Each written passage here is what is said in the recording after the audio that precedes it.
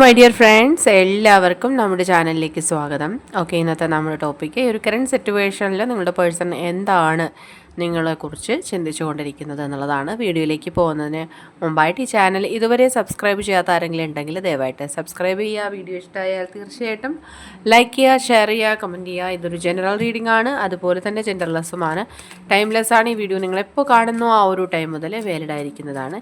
General reading ആയതുകൊണ്ട് എല്ലാ പേർക്കും ഒരുപോലെയൊന്നും റെസനേറ്റ് ആവില്ല. നിങ്ങളുടെ സിറ്റുവേഷനായിട്ട് മാച്ച് ആവുന്നുണ്ടെങ്കിൽ മാത്രം പോസിറ്റീവായിട്ട് എടുത്താൽ മതി, അല്ലാത്ത കാര്യങ്ങൾ വിട്ടേക്കുക. ഓക്കെ, നിങ്ങൾ ഡീപ്പായിട്ടൊന്ന് മെഡിറ്റേറ്റ് ചെയ്യുക, കോൺസെൻട്രേറ്റ് ചെയ്യുക, പോസിറ്റീവായിട്ട് തിങ്ക് ചെയ്യുക. എന്നതിന് ശേഷം വീഡിയോ തുടർന്ന് കാണുക.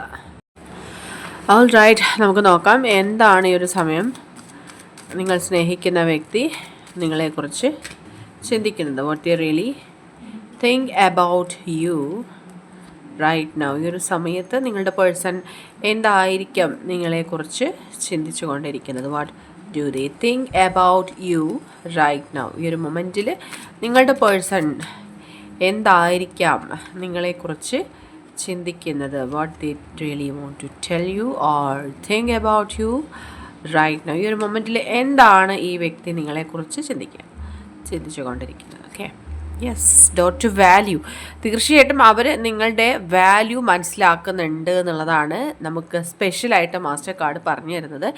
അതായത് കുറച്ചധികം നാളായിട്ട് നിങ്ങൾ റിലേഷൻഷിപ്പിലായിരുന്നു, പക്ഷെ വളരെ അൺഎക്സ്പെക്റ്റഡ് ആയിട്ട് നിങ്ങൾ സെപ്പറേറ്റഡ് ആയി. ആ ഒരു സമയത്ത് എന്ന് പറയുന്നത് ആ ഒരു ഇൻറ്റൻസിറ്റി, അതായത് ആ ഒരു ഡെപ്ത് എന്ന് പറയുന്നത് പൂർണ്ണമായിട്ടും ഇല്ലാണ്ടാവുന്ന പോലെ നിങ്ങൾക്ക് ഫീലായി.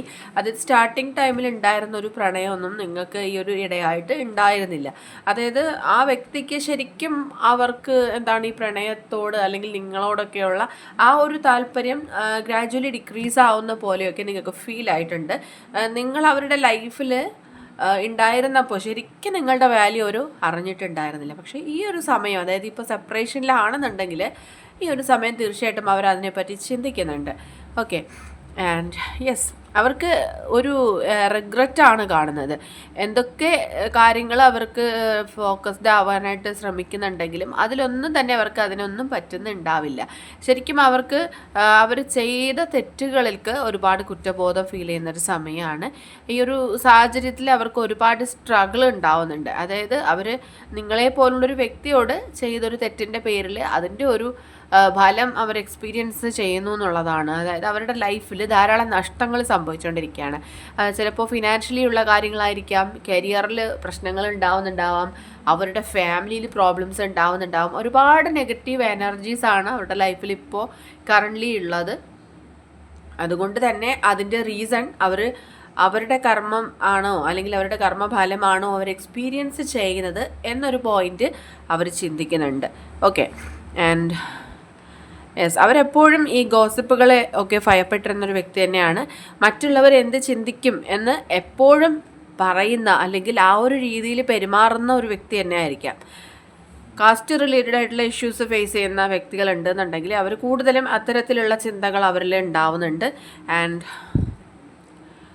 യെസ്, ഈ നിങ്ങളെ തമ്മിൽ സെപ്പറേറ്റ് ചെയ്യാനായിട്ട് അല്ലെങ്കിൽ ഈ വ്യക്തിയുടെ ആ ഒരു ചിന്തകളെ മാറ്റിമറിക്കുന്ന രീതിയിൽ അതിലേക്ക് ഇൻ്റർഫിയറൻസ് ചെയ്യുന്നൊരു വ്യക്തി ആയിരിക്കാം, അല്ലെങ്കിൽ ഒരു സാഹചര്യമായിരിക്കാം അവരുടെ ലൈഫിലുണ്ട് എന്ന് കാണുന്നുണ്ട്. പക്ഷേ എന്തൊക്കെ സാഹചര്യങ്ങൾ ഉണ്ടായിരുന്നാലും ഈ ഒരു കറൻറ്റ് സിറ്റുവേഷനിൽ അവർ അതിനോട് ഫൈറ്റ് ചെയ്യാൻ തയ്യാറാവുന്നുണ്ട്. ആ ഒരു സ്ട്രെങ്ത് അവർ ഏൺ ചെയ്യുന്നുണ്ട്.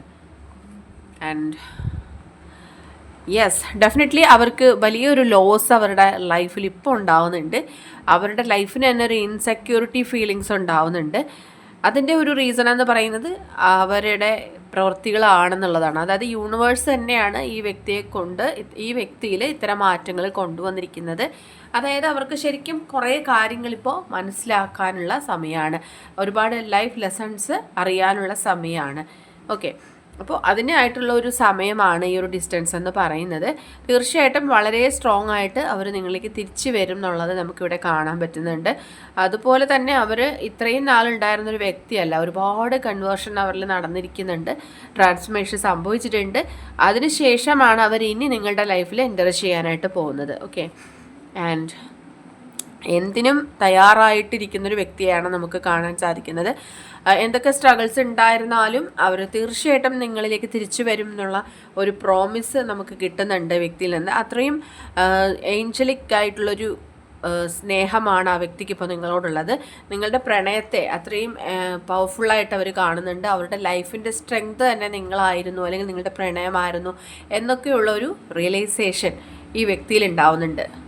And next one is yes, Storm warning ആണ്. അതായത് ഈ ഒരു സമയത്ത് നിങ്ങൾ വളരെ പെട്ടെന്ന് ഈ വ്യക്തി തിരിച്ചു വരണം, അല്ലെങ്കിൽ ഈ വ്യക്തിയിൽ മാറ്റങ്ങൾ ഉണ്ടായിട്ട് വളരെ പെട്ടെന്നൊരു റീയൂണിയൻ ഉണ്ടാവണം എന്ന് നിങ്ങൾ ചിന്തിക്കുകയാണെന്നെങ്കിൽ അത് വളരെ പ്രശ്നങ്ങൾ ഉണ്ടാക്കും എന്നുള്ളതാണ്. അതായത് ഒരു ചെറിയ നെഗറ്റിവിറ്റി അവിടെ കാണുന്നുണ്ട്. അതുകൊണ്ട് തന്നെ നിങ്ങൾ കുറച്ച് സ്പേസ് കൊടുക്കുക, കുറച്ച് ടൈം എടുത്തിട്ട് ഈ ഒരു റീയൂണിയന് വേണ്ടിയിട്ട് നിങ്ങൾ പ്രാർത്ഥിക്കുക എന്നുള്ളത്. പ്രാർത്ഥിച്ചോളൂ, പക്ഷേ ഈ ഒരു സമയം എന്ന് പറയുന്നത് നിങ്ങൾക്ക് രണ്ടു പേർക്കും നെഗറ്റീവായിട്ടാണ് കാണുന്നത്. സോ നിങ്ങൾ കുറച്ചൊന്ന് അലേർട്ടായിട്ടിരിക്കുക.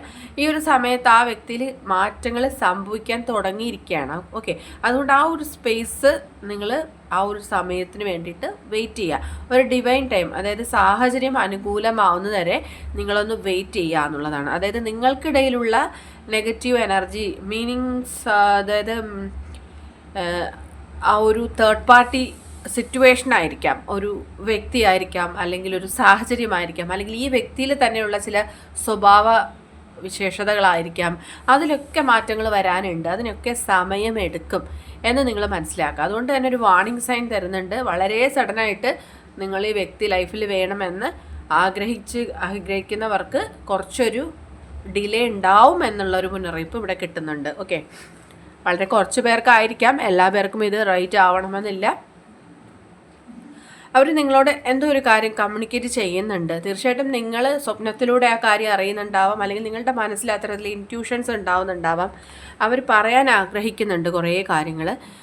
അവർക്ക് എന്താണ്, നിങ്ങളുമായിട്ട് ഒരുപാട് കാര്യങ്ങൾക്ക് സിമിലാരിറ്റി ഉള്ളതുപോലെ തന്നെ ഒരുപാട് കാര്യങ്ങളിൽ വ്യത്യാസവുമുണ്ട്. ചിന്താഗതിയിലോ അല്ലെങ്കിൽ അതുപോലെ തന്നെ ഇപ്പോൾ ഏജ് ഡിഫറൻസ് ആയാലും അല്ലെങ്കിൽ കാസ്റ്റ് ഡിഫറൻസ് ആയിരുന്നാലും ഒത്തിരി കാര്യങ്ങൾ നിങ്ങൾ തമ്മിൽ സിമിലാരിറ്റിയേക്കാളേറെ ആ ഒരു ഡിഫറൻസാണ് കൂടുതലായിട്ടുള്ളത്. ഇതിനെക്കുറിച്ചെല്ലാം ഈ വ്യക്തി ഇപ്പോൾ ചിന്തിക്കുന്നുണ്ട്. ആ വ്യക്തിയുടെ ചിന്തകളുടെ എനർജിയാണ് നമ്മൾ എടുക്കുന്നത്. അതുകൊണ്ടാണ് പലതരത്തിലുള്ള എനർജീസ് വരുന്നത്. ആൻഡ് റൈറ്റ് ടൈം എന്താണെന്നാണ് നമ്മൾ നോക്കിയിരിക്കുന്നത്. തീർച്ചയായിട്ടും ഈ ഒരു സാഹചര്യം എല്ലാം മാറുന്നതായിരിക്കും.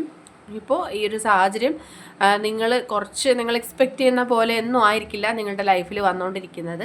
നിങ്ങൾ ഒരുപാട് വേദനിക്കുന്നുണ്ട്, ഒരുപാട് സ്ട്രഗിൾ ചെയ്യുന്നുണ്ട്. നിങ്ങൾക്ക് ചിലപ്പോൾ ഒരു ദിവസം പോലും വെയിറ്റ് ചെയ്യാൻ പറ്റാത്ത രീതിയിൽ മാനസികമായിട്ട് പ്രശ്നങ്ങൾ ഉണ്ടാവുന്നുണ്ട്. പക്ഷെ നിങ്ങൾക്ക് വലിയൊരു സർപ്രൈസാണ് യൂണിവേഴ്സ് കൊണ്ടുവരുന്നത്. നല്ല രീതിക്കുള്ള ട്രാൻസ്ഫർമേഷനാണ് ഈ വ്യക്തിയിലും ഈ വ്യക്തിയുടെ ലൈഫിൽ സംഭവിച്ചുകൊണ്ടിരിക്കുന്നത്. ആ ഒരു രീതിയിൽ പൂർണ്ണമായിട്ടും ആ ഒരു ട്രാൻസ്ഫർമേഷൻ സംഭവിച്ചതിന് ശേഷം മാത്രമേ ആ വ്യക്തി നിങ്ങളുടെ ലൈഫിൽ ഇനി എൻ്റർ ചെയ്യുകയുള്ളൂ. അതിന് നിങ്ങൾ ഒരുപാട് നാളെന്ന് ഉദ്ദേശിക്കുന്നില്ല, ഒത്തിരി സമയം നിങ്ങളൊന്ന് വെയിറ്റ് ചെയ്താൽ തീർച്ചയായിട്ടും നിങ്ങൾക്ക് അത്രയും സന്തോഷം നിങ്ങളുടെ ലൈഫിൽ വരും എന്നുള്ളത് ഉറപ്പായിട്ടുള്ള കാര്യമാണ്.